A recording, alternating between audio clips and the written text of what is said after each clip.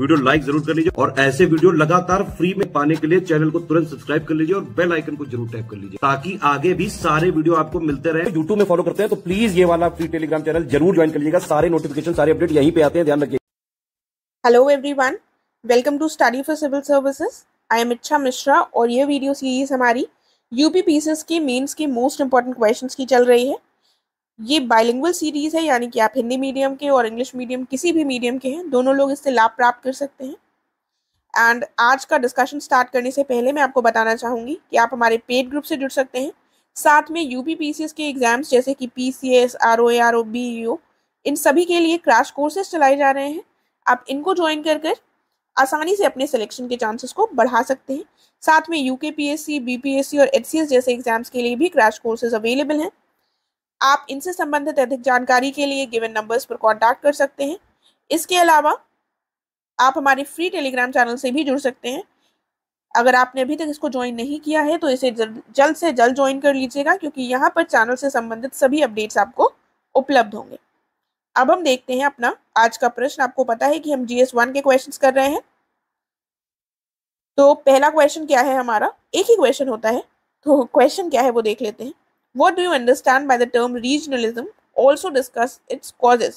क्षेत्रवाद से आप क्या समझते हैं, इसके कारणों की भी चर्चा कीजिए। तो ये भी अगर आपका सिलेबस देखेंगे तो एक टॉपिक ये भी है, तो देख लेते हैं।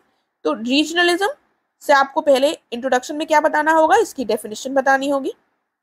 उसके बाद हम आगे चलकर जो मेन बॉडी पार्ट है उसमें फिर हम इसके कॉजेस को भी डिस्कस करेंगे। और जब what do you understand by the term एक पार्ट का क्वेश्चन जो है, क्वेश्चन का एक पार्ट आपसे ये पूछ रहा है, तो आप चाहें तो डेफिनेशन के अलावा और भी पॉइंट्स ऐड कर सकते हैं। क्या हो गई डेफिनेशन?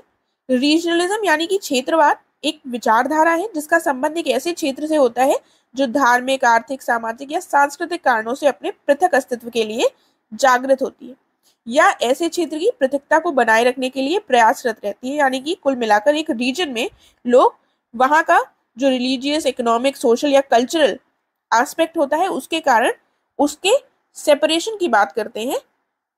अपने पूरे भूभाग से उसको अलग करने की बात की जाती है। एक तरह से ये एक विचारधारा है और ये विचारधारा कई कारणों से प्रेरित होती है, हमें कई क्षेत्रों में देखने को मिलती है। कुल मिलाकर ये एक विचारधारा होती है जो क्या बात करती है कि कोई भी रीजन है इसको सेपरेट करने की बात करती है। उसके पीछे कौन से कारण हो सकते हैं, या तो रिलीजियस कारण होगा, इकोनॉमिक कारण होगा, सोशल कारण होगा या तो कल्चरल कारण होगा, जिसकी वजह से ये अपनी सेपरेट आइडेंटिटी की बात करती है। यही होता है हमारा क्षेत्रवाद यानी कि रीजनलिज्म। इसके अलावा हम और कुछ पॉइंट्स लिख सकते हैं। ये जो होता है, ये जो समूह पहचान होती है, समूह पहचान की जो अभिव्यक्ति होती है, इसके साथ साथ क्षेत्र के प्रति वफादारी के रूप में भी रीजनलिज्म विचारधारा का विकास होता है कि हम जिस क्षेत्र को बिलोंग करते हैं उसके प्रति हमारी लॉयल्टी होगी। और इसमें अन्य क्षेत्रों के हितों को ध्यान में रखे बिना अपने क्षेत्र के विकास की जो अवधारणा है उसको प्रोत्साहित किया जाता है कि हम जिस क्षेत्र के हैं उसी के ऊपर सारा फोकस होता है और इसी के डेवलपमेंट की बात की जाती है। उसके बाद हम देखेंगे कॉजेस। सबसे पहला कॉज हमारा भौगोलिक यानी कि ज्योग्राफिकल कॉजेस हुए।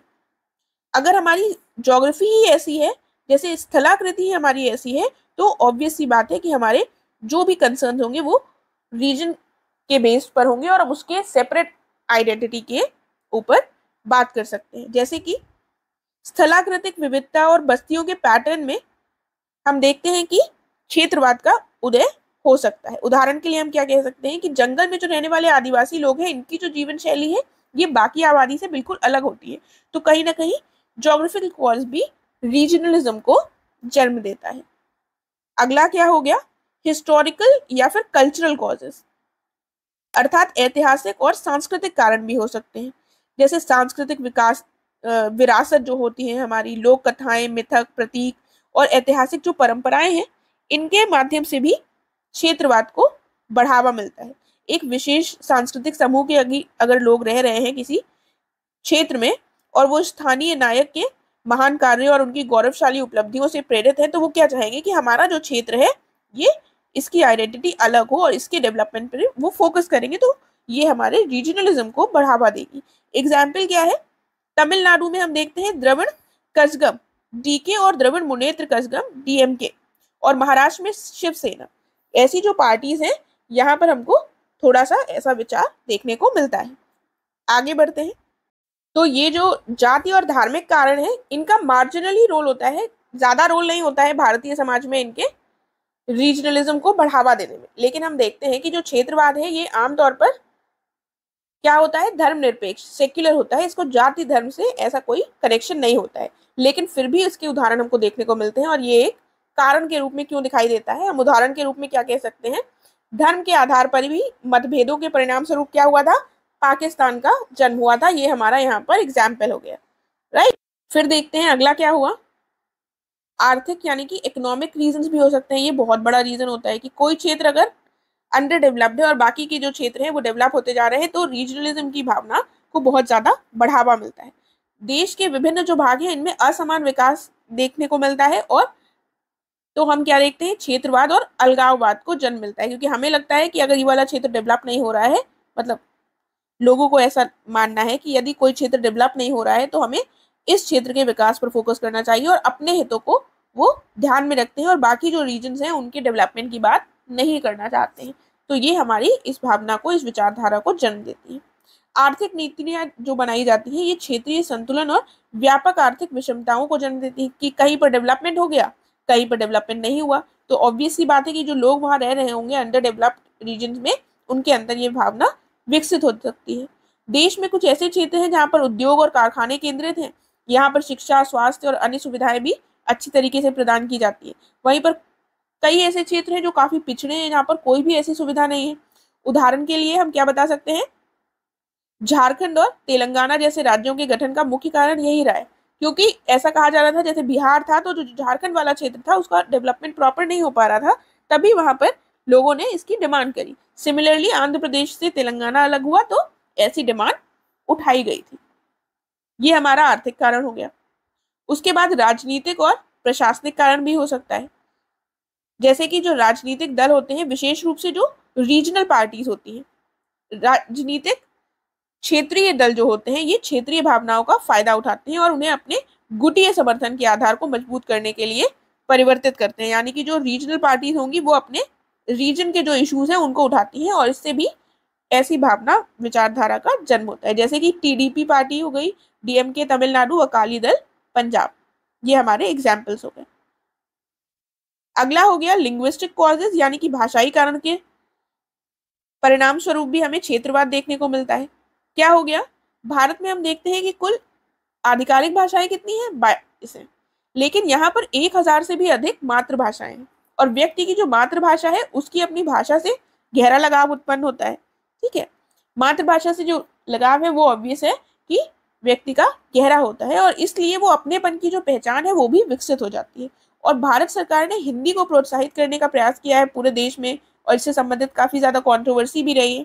तो क्या हुआ है कि जो गैर हिंदी भाषी राज्य हैं इन्होंने इस कदम के विरुद्ध आंदोलन भी किए। जैसे कि जो दक्षिण के राज्य हैं उन्होंने कहा था हिंदी को आप हम पर इम्पोज नहीं कर सकते, वरना हमारी जो रीजनल लैंग्वेजेस हैं वो समाप्त हो जाएंगी। तो भाषाई कारण से भी क्षेत्रवाद की जो भावना है उसको बढ़ावा मिलता है। उसके बाद तो संसाधनों की कमी के कारण क्या होता है, जो संसाधन 2 या 2 से अधिक क्षेत्रों के द्वारा शेयर किया जाता है, तो ऐसे में अक्सर हम देखते हैं कि जो क्षेत्रीय आकांक्षाएं होती हैं उनसे प्रेरित होकर कंपटीशन बढ़ने लगता है। कि उनको लगता है जिस क्षेत्र को 2 क्षेत्रों के बीच में है तो दोनों क्षेत्रों को लगेगा कि इसका लाभ हमारे क्षेत्र को ज्यादा मिल जाए। इस तरह से भी क्षेत्रवाद की जो भावनाएं हैं वो बढ़ने लगती है। एग्जाम्पल हो गया कावेरी जल विवाद। ये कौन से 2 राज्यों के बीच में है, तमिलनाडु और कर्नाटका। ठीक है, तो दोनों ही राज्यों में क्षेत्रवाद की जो भावना है उसको बढ़ावा मिलता है। फिर क्या देखते हैं हम, तो अब हम अपने आंसर को कंक्लूड करेंगे। हमने ये सारे कॉजेस देख लिए, रीजनलिज्म क्या है ये भी देख लिया, जो हमारे क्वेश्चन को जो भी पॉइंट्स थे दोनों पार्ट्स को एड्रेस कर दिया। कंक्लूजन में हम क्या लिख सकते हैं, जो स्थानीय हम एक तरह से वे फॉरवर्ड देते हैं कि इसका क्या सुझाव हो सकता है, उस तरह से हमको अपना कंक्लूजन देना होता है एक बैलेंस्ड वे में। तो हम लिखेंगे कि जो भी स्थानीय सरकार है हम इनको शक्ति को हस्तांतरित कर सकते हैं और इसमें लोगों की जो भागीदारी है उसको भी बढ़ावा दिया जा सकता है। देश के प्रत्येक क्षेत्र को विकसित करना भी महत्वपूर्ण है, क्योंकि अगर प्रत्येक क्षेत्र विकसित होगा तो जो क्षेत्रवादी भावनाएं हैं वो उतनी विकास नहीं कर पाएंगी। इसके साथ ही सतत और अधिक समावेशी यानी कि सस्टेनेबल और मोर इंक्लूसिव ग्रोथ एक बैलेंस्ड रीजनल डेवलपमेंट को बढ़ावा दे सकती है और जो क्षेत्रवादी भावनाएं हैं, जो रीजनलिज्म की जो प्रॉब्लम है, समस्या है, उसका समाधान हो सकता है। इस तरह से हम अपने आंसर को कंक्लूड कर सकते हैं। और इसके साथ हमारा ये कंप्लीट हुआ। अगर आपको कोई भी डाउट या क्वेश्चन हो तो आप पूछ सकते हैं कमेंट करके। अब हम नेक्स्ट वीडियो में मिलेंगे। Thank you so much.